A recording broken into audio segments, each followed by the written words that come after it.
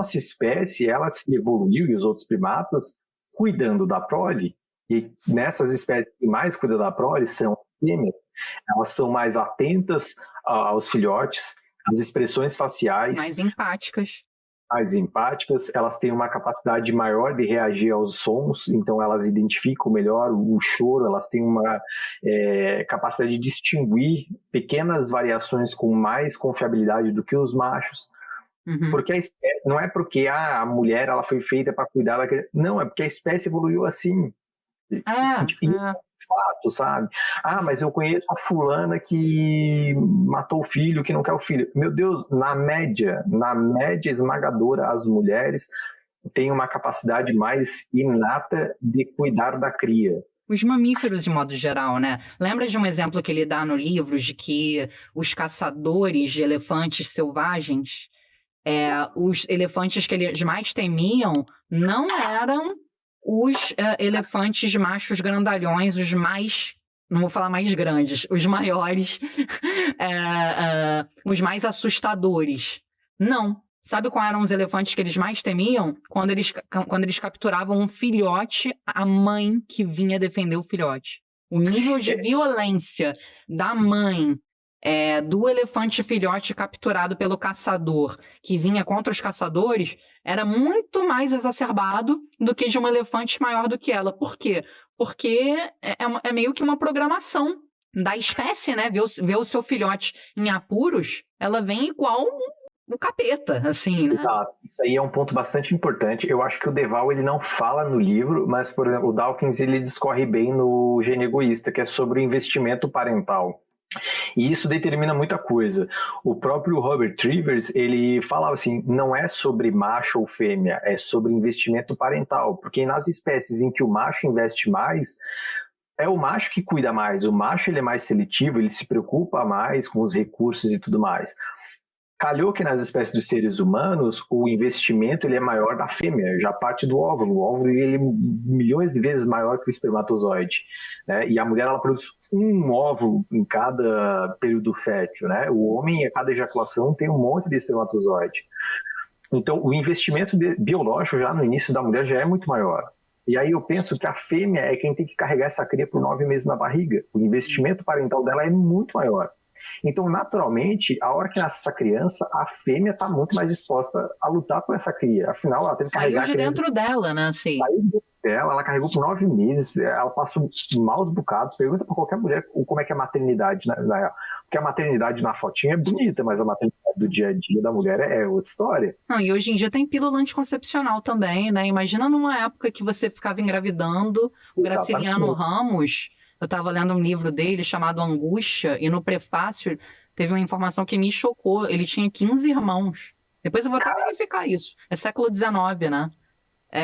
Você imagina isso, né? Então, claro que a partir de um artefato cultural, que é a pílula anticoncepcional, isso... Houve uma revolução e as mulheres alcançaram espaços de poder. E eu sou mulher, eu sou estudiosa, eu sou feminista, então isso é maravilhoso. Não tô... Mas assim, imagina um mundo pré-pílula anticoncepcional, que você vai ter uma relação sexual recreativamente, você corre o risco de engravidar de um cara numa festa que, sei lá, que talvez você nunca mais vá ver. Claro que você vai ser mais seletiva. Exatamente. Claro que você vai... Tem a ver com a mulher, e assim, quando essa seleção, ela também foi ocorrendo ao longo da própria evolução, porque o macho, ele tentava desenvolver, ele queria, para o macho, a vantagem é ele copular com o maior número de fêmeas possíveis, porque daí ele está passando os genes dele para frente, né? Então, se o macho engravidasse 30 mulheres no fim de semana, meu Deus, isso era o sucesso da biologia. Isso não é racional, tá, gente? Só parênteses, não é uma coisa pensada. Evolução, tipo assim, é o comportamento que beneficiava passar. Se o indivíduo está ciente disso ou não, pouco importa. Inclusive, tem uma estimativa que existe pelo menos 1000 descendentes do Gengis Khan. Eu estava vendo outro dia. Cara, imagina, um homem gerar 1000 descendentes. Cara, é muita coisa, sabe? Do ponto de vista evolutivo, isso é o que seria considerado o sucesso, passar os genes à frente, né? Só que, qual era o gancho que eu estava puxando ali antes de falar do Gengis Khan? Pera, deixa eu pensar. Depois eu posso cortar. Ah, tá. Que o homem, no fim de semana, ele pode engravidar 30 mulheres. Então, o homem, ele desenvolve maneiras de conseguir conquistar a mulher um pouco mais fácil. Mas aí, as fêmeas, elas começam a perceber que esse homem é que me conquistou e ele deu o pé fora. Então, as mulheres que eram mais precavidas tinham uma probabilidade maior de não serem enganadas. E aí, os genes dela passaram mais à frente, porque, afinal, se a mulher tem um filho sozinha, a probabilidade dessa cria prosperar é menor, porque ela está cuidando sozinha. A mulher, a fêmea que teve o investimento dela e do macho, a probabilidade de sobrevivência dessa cria é maior. Porque tem mais... escolher bem, digamos assim. Exato, porque tem mais pessoas investindo na prole. Então, a fêmea acaba desenvolvendo mecanismos para ser desconfiada. E vocês podem perceber isso, por exemplo, em aplicativo de relacionamento. As mulheres demoram muito mais para aceitar sair com os homens. As mulheres demoram muito mais para aceitar transar com os caras. Porque da natureza da mulher ser mais desconfiada, afinal, o investimento biológico dela é maior. E não é como se as mulheres pensassem, porque o cara me engana. Exatamente, porque a evolução fez com que a competição sexual fosse dessa forma. E aí o que acontece? Bom, quais são os indicativos para a fêmea de que o macho valeria a pena? Bom, o macho que investe, que investiria na prole, então ele precisa ter condições de investir na prole, precisa ser um macho que conseguiria defender essa fêmea de outros machos, de outros predadores. É um macho que trate ela bem, que seja empático com ela. Quando os machos identificam que esses são os atributos de interesse das fêmeas, eles começam a mentir esses atributos. Então o homem começa a postar foto com um carrão para mostrar que ele tem um status. Ele começa a se vestir de uma determinada maneira para parecer que ele tem um determinado status, e algumas mulheres acreditam. Então, a evolução, ela é uma corrida armamentista, literalmente. O próprio Pinker fala isso, o Dawkins também. Os comportamentos, eles estão a todo momento regulando um outro para se tornarem melhor em algum grau. Os indivíduos aqui estão tentando se beneficiar, só que quem está se beneficiando no final é a espécie, porque a espécie está mantendo, né? Exato. Não é pelo bem da espécie, isso seria a seleção de grupo, né? Mas a consequência dessa guerra armamentista beneficia a espécie, afinal nós estamos aqui. Porque se tu pensares, por exemplo, numa relação entre o macho e a fêmea, em termos de cópula, né? Tô pensando na reprodução. Uhum. Essa relação, ela tem custo para os dois lados. O macho precisa investir, a fêmea precisa investir. Então, os dois, em algum grau, eles estão perdendo. Eles ganham em passar os genes à frente. Mas não é como se as pessoas hoje pensassem assim, eu tenho um filho, esse filho está passando os meus genes. Cada escolha uma renúncia, né? Aquela história. Então acaba sendo um pouco disso assim, os dois lados precisam ceder em alguma coisa que eles não gostariam de ter que ceder, sabe? Então assim, para os indivíduos, a relação ela nunca é o melhor possível nesse sentido. Todo mundo tem que abrir mão de alguma coisa. Que é o próprio viver, né? Assim, Exatamente. Só que em algum grau, isso é o que beneficia a maior propagação de genes, né? Então, assim, mais reprodução acaba acontecendo nesse sentido. Tanto que é só tu ver assim, tem algum casal que não tem problema? Não, todo casal tem. Sim. Não é? Justamente por isso, porque dentro da relação, os dois lados precisam abrir mão de alguma coisa. E eles ficam insatisfeitos por conta disso. Mas o resultado, o que é? Eles copularam e passaram os genes à frente. Do ponto de vista evolutivo, é isso que importa. Tá? É importante reforçar isso, assim, que é de um ponto de vista evolutivo, porque a gente está olhando a espécie, né, num âmbito macrotemporal. Mas eu vou até fazer um contraponto interessante, porque pode ser que alguém que esteja ouvindo a gente acha que a gente está falando de uma maneira reforçando estereótipos e tal. Mas os bonobos, que, assim como os chimpanzés que eu falei no início, né, são os primatas mais próximos geneticamente dos humanos, eles têm um ethos igualitário, né? Muitas coisas eu aprendi, inclusive, nesse livro do Deval mesmo. E ele até chama de primatas politicamente corretos, né? Assim, são menos violentos, são mais pacifistas, as mulheres mandam, né? É uma estrutura matriarcal nos bonobos. Exatamente, é uma estrutura matriarcal. Então, tudo isso para dizer para vocês que, assim como no início eu falei, a gente fala de violência, de aspectos nefastos e sombrios da nossa espécie, não anula o fato de haver, ou seja, de coabitar lado a lado aspectos sombrios, mas aspectos maravilhosos, que é a amizade, a proteção dos mais frágeis, as pessoas darem a vida para salvarem umas às outras, e uma série de coisas bonitas. Até o Michael Shermer tem um livro chamado The Science of Good and Evil, a ciência do bem e do mal, que eu lembro que tinha um capítulo que fala Why are we immoral? Por que nós somos imorais? Mas o capítulo seguinte é Why are we moral? Então, assim, uma coisa não anula. A gente não é só bonzinho ou só malvado. A gente é isso tudo, né? E os bonobos são uma espécie que vem aí fazer o contraponto de todo esse estereótipo da machosfera, digamos assim, porque é uma espécie matriarcal. Eu falei em atos igualitários, politicamente corretos. Tem uma diferença que, assim, né? Nos chimpanzés, quando os machos e as fêmeas, quando tem eles cópula lésbica também, tem as mulheres que pegam entre si pra caramba. Nos chimpanzés, quando eles se tornam adultos, é a fêmea que sai do grupo dos chimpanzés. Essa fêmea, ela busca um outro grupo. Nos bonobos, o macho sai do grupo, ele busca outro grupo, né? Isso tem um pouco a ver com dimorfismo sexual, que daí é as diferenças físicas mesmo de macho e fêmea. E do que nós sabemos de dimorfismo sexual de todas as espécies existentes, existe um contínuo ali. Quanto maior o dimorfismo sexual, ou seja, quanto maior a diferença em termos de tamanho de macho e fêmea, mais competitiva tende a ser essa espécie. E nós vemos, por exemplo, os gorilas. O gorila ele vive num harém. Um macho um monte de fêmea. E o dimorfismo sexual deles é muito alto. Mas pega tipo o mico-leão dourado, o dimorfismo sexual deles é muito menor. Faz todo sentido. E o que acontece? As espécies que têm o menor dimorfismo sexual, o investimento parental ele é equivalente. O macho e a fêmea, tanto que eles chamam de pair-bounding species, né? São as espécies formadoras de pares, que eles formam vínculos de longo prazo, né? Não necessariamente inteira, sabia disso. Mas de mais longo prazo. Enquanto as espécies eles chamam de tournament species, né? As espécies competitivas, o macho ele vai lá, copula com um monte de fêmea, e ele sabe que algumas fêmeas passarão os genes e ele não precisa investir na prole. Faz todo sentido.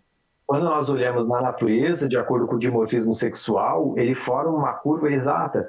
E é por isso que hoje, se nós descobrirmos uma espécie nova e existiu, e dependendo do grau de dimorfismo sexual, é possível prever um pouco da estrutura social dessa espécie. Interessantíssimo. Faz todo sentido. Né? Porque se você dá muito poder, você estava falando de corrida armamentista, né? Até fazendo um paralelo histórico mesmo, né? Quando uma nação tem muita supremacia, ela vai querer dominar as nações mais. Agora, com o multilateralismo, dá um equilíbrio na geopolítica, né? Assim. Exatamente, tanto que assim, os machos, na média, os machos são muito maiores do que as fêmeas dos seres humanos. Muito maiores não, né? Hoje já não a diferença já não é tão grande, mas no passado a tendência é que tenha sido cada vez maior essa diferença, né? Os machos eram maiores do que a fêmea. Então o macho, ele tem uma condição maior de dominar essa fêmea. Né? E isso é um ponto interessante porque é outra razão pela qual as fêmeas elas também acabam tendo uma estrutura social entre elas. Exato. Porque tu comentaste no início do vídeo, para as fêmeas se protegerem desses machos que são mais fortes, elas se agrupam em números. E quando elas estão em números, elas conseguem se defender desses machos. E de que forma nós vemos isso? As mulheres do primato humano, elas têm uma rede social maior, mais forte do que a dos homens. Inclusive, um dos motivos das mulheres viverem mais é justamente elas terem essa rede de apoio. Exatamente. Toda mulher, a saúde mental está relacionada às relações e até a longevidade, saúde física também, né? Exatamente. Praticamente toda mulher tem uma amiga ou duas amigas ou um grupinho de amigas com quem ela pode contar se deu algum problema e tal. Os homens não costumam ter isso. A intimidade emocional, né? A intimidade emocional. Exatamente. O Franz de Waal, ele fala, por exemplo, das amizades dos homens e das mulheres. A amizade das mulheres, ela é muito mais íntima. Muito mais profunda. As mulheres têm um vínculo mais profundo. As amizades dos homens tendem a ser mais superficial. Os homens são muito mais, tipo, foda-se isso aí, sabe? Só que assim, não é que um é bom e o outro é ruim. Tem benefícios e malefícios dos dois lados. Da mesma forma que as mulheres têm vínculos mais fortes e elas conseguem mais apoio emocional nesse sentido, elas também sofrem mais pelas relações. Rompem mais também, né?